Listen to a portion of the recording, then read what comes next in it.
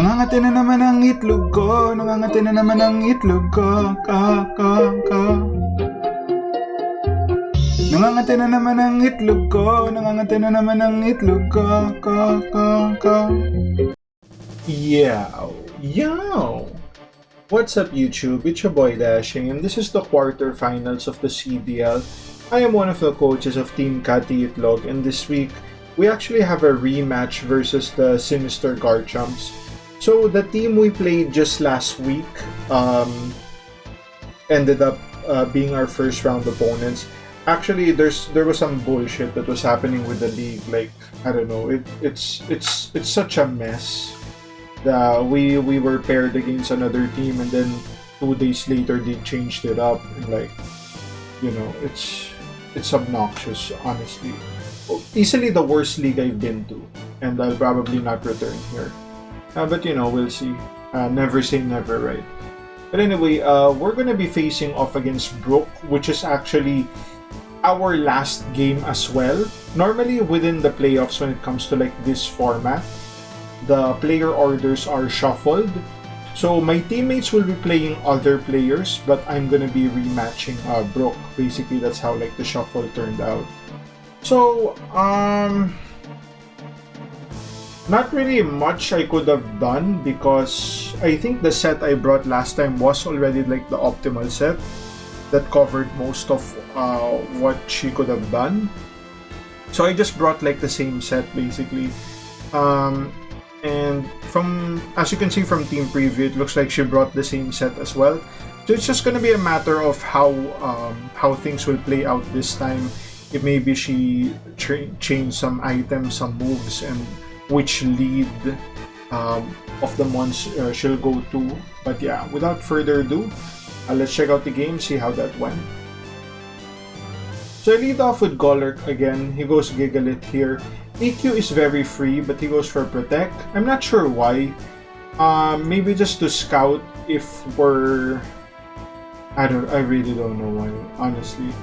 I could have just, you know, threw rocks here for free. But yeah. Switches out to Garchomp here, thinking he can take the EQ comfortably. He goes for SD. I thought that was a huge misplay. As you fall to Poltergeist. I think he would also as well have fallen to like the Poltergeist even if he mega'd. Because just the Garchomp having like 0 bulk from the calcs, it guaranteed that it would fall to like Poltergeist. Brings out Slurpuff here. I'm hesitant to use Poltergeist just because, you know, if it's a belly drum set, I do nothing and then I'm like, you know, playing from the back.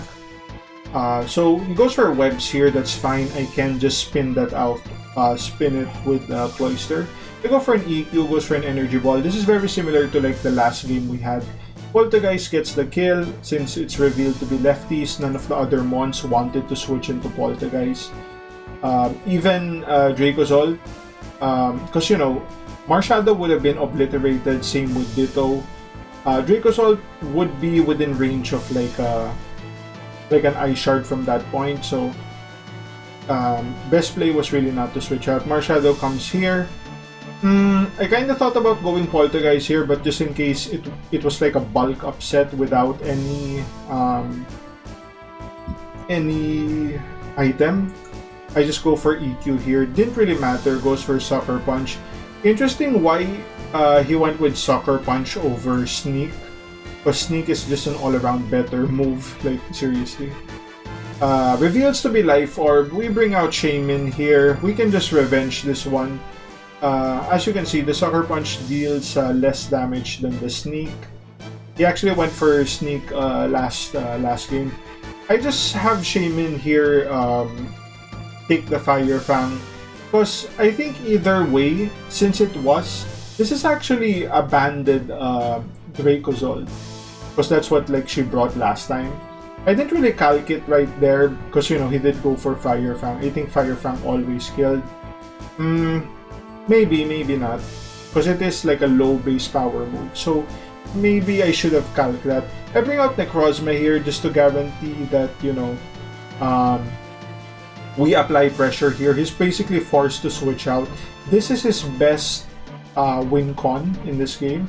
So he has to switch out here. And I probably just go for like a Steel Strike here. Oh no, I go for a knockoff. Alright. So I actually went for knockoff there just to remove the choice band. Without the choice band or the potential band, it's a lot easier for us to like stall this out. Maybe we can just do like recovery shenanigans and whatnot. Also good for Coco. So yeah, we go for the knockoff. We remove the smooth rock. That's fine. We should be able to take it out here. I kind of contemplated just going for like the smash there, but I wasn't sure. Maybe she was using like a heat set of a Gigalith with like high speed. And with the high speed, it would, you know, outspeed Necrozma with an EQ, and then we're really in a bad position. We would probably lose at that point. But yeah. He goes for a Rock Tomb here. It does 45 to our Cloyster, which was very surprising. You don't expect, right? You don't expect Rock Tomb on the Necrozma, but you know, Brook has those reads, like maybe just misplaced that turns out to be reads. Knowing I can't take the next move, especially if it was like a Rock Slide, I switch to Vaporeon here. Our play 100% is just to go for Scald. The Scald there covered, dealt pretty decent damage on the Dracozolt that would have probably came in. And as you can see, since we are running the Reflect variant of Vaporeon with Heal Bell, we cannot use Water Absorb. She kind of probably swapped in Vaporeon thinking she could absorb it with Water Absorb, but that's not the case. So knowing this is probably a Scarf variant, Scald does nothing, and even if we get burned, we can just heal up here. I go for a Reflect here and throw up a Wish, hoping to pass it to our Cloyster. Then we can do like a Rapid Spin. Unfortunately, we get crit. Holy shit. Well, that sucked. I bring out Coco here. Go for the Dazzling Gleam. So he actually made a read there that we wouldn't like T-Ball. And it's kind of good to know that even at -1, we still outsped the Vaporeon. I actually wasn't sure about that, you know. I didn't really put like a lot of speed on Coco. But yeah. Gigalith comes in, we switch back to Vaporeon here.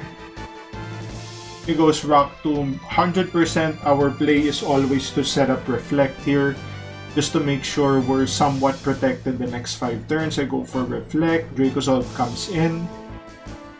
Goes for Bolt Beak. That's fine. We still have like 3 turns left with Necrozma.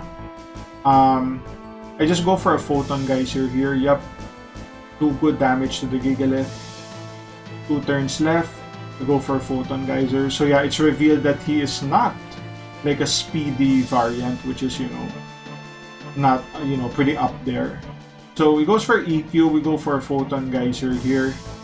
And because of our lefties, we're able to live even a crit and get the kill there. I was really, really concerned with the crit there because, you know, it is what it is.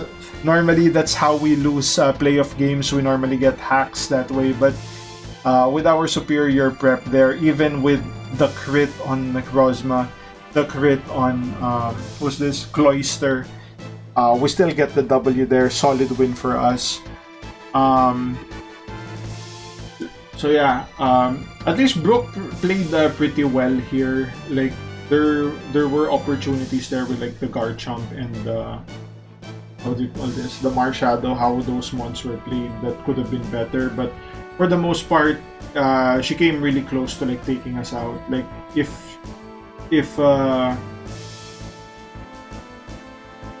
yeah, maybe if she was like Life Orb, she would have gotten the kill there by going with the electric move. Because yeah, Choice Band, she can't really lock into the electric move. because Necrozma would still live, get off a Geyser, and then Coco would live that because our Coco is fairly bulky. So yeah, we would lose like 1-0 if that's the case. So yeah, let's check out our next game here. This is gonna be Alan versus the who's this? Devin. Devin is actually like a sub. Let's switch the teams here. One of the sub from the Garchomps. Basically, one of their teammate who's been winning like most of the games left the league, and they had to like find the substitute. It was really like a shit show, like I was saying, right? The Garchomps weren't really expected to make playoffs, but surprisingly, due to some differential issues or computations, they actually made playoffs. But they were kind of demotivated because they haven't been having a good season. They're taking on us, which is basically supposed to be, top 2 teams, maybe even top 1, but due to some misplays from some of our teammates, we didn't really get there. So yeah, it was really looking bleak for them. So when one of the players left, they got this Devin guy to like play, which apparently didn't really prep for the game as well. So you love having that as your teammate, right? So yep, without further ado, let's check out the match and see how it went. So lead Lando here on the lead Pidgeot, very interesting. Is this a Scarf Lando? No, it's Sash. Goes for HP Ice. Interesting. It goes for U-turn here on the Rotom. U-turn was fine since it takes out the Lando if it stayed in and gets momentum on whatever mon that comes in. Garchomp is here. Is this gonna go for like a rock move or maybe set his own rocks? I would think so. Yep, sets his own rocks. Okay, get some lefties back. Oh no, it wasn't lefty. It was the terrain actually. Okay, so this is like a protect leech seed or no toxic Bulu. Sacks the Lando. Okay, so we're already up 6-5. Ditto comes in. This is probably a Scarf variant. Goes for U-turn, predicting the switch. But I stand by this play. I wouldn't have switched as well because why would you? You kind of lose more, especially since it's already toxic. It's not gonna come in on rocks as many times anymore, and it's not gonna defog as well. I don't think Alan was running defog. Okay, so interesting play there. It was in front of Magirna, goes for Iron Head. I thought he was gonna DD there because he was running our GOAT, the dashing set.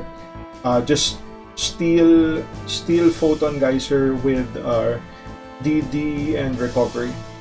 So that actually beats all of the mons at this point. Rotom, I don't think yeah. After a DD, Rotom falls +1 Geyser, especially since if it's not boots. So Rotom falls here. He could have just went DD earlier. But yeah, goes for an Iron Head there. That was the most obvious, like, the most obvious Zorark play I've ever seen. Ditto comes in, gonna swap for some Iron Head flinches. I guess it was probably good that he didn't DD there because the Iron Head is doing 20%. And if that's the case, if you went DD, it's suddenly doing 30%. And you could have been in range of, like, if he got flinched there, you would still have some HP, but, it would have been a little dicey. So, it kind of works out for him there. Okay, so he DDs now. Alright. So, he goes for an Iron Head, does good damage. Iron Head's back. So he's probably gonna switch out to one of the mons to get like the DD boost once the Ditto comes back in. Bulu just gets bopped here while the Necrozma gets more recovery. Ditto comes in and that's gonna be in range of 1 Iron Head. So Ditto needs to flinch every attack, but obviously it doesn't. And once it falls, Magearna is just fodder to like the Iron Head spam. Easy 5-0, one of the easiest games Alan had this season. And that was really something that we prepped for when he was asking me about what set, if he should just use the same set. And I was like, the same set is actually really good here, but I would change Iron Head just so that, you know, you don't have potential PP issues. Because, you know, I think with the times he used Iron Head, maybe that was already 8 or 9 times. And had his opponent used, you know, more stalling tactics like protect or preserve the Lando, you know, more intimidates, then he would have run out of like Iron Heads. And if that was the case, you know, it's gonna be harder to break the Magearna with just like psychic moves. So yeah, solid win, and that's gonna secure us the week to semis. Hasin didn't end up playing his game because apparently his opponent didn't want to play anymore since the game was decided, which is, you know, whatever. Unfortunately, the next week, our semis game, we are already returning to our office, like IRL, and because of that, my prep time is cut severely. I can prep a team, but without my mocks, it's gonna be like a fraction of what I'm like capable of. So I'm probably gonna play my game at about like maybe around 50%. So my opponent has a really good shot at beating me, and because of that, I'm probably gonna have to hope for Alan and Hasin to pull the W this time. You know, Dashing's not gonna be here to save you guys anymore. But we'll see. You know, our opponent can still make misplays, and yeah. But yeah, without the prep, I'm far from confident this game. So yeah, that's gonna be the video. If you guys like the content, like, comment, subscribe. If you want to support your boy even more, links to Patreon down in the description, and I'll see you guys in the next one. Cheers!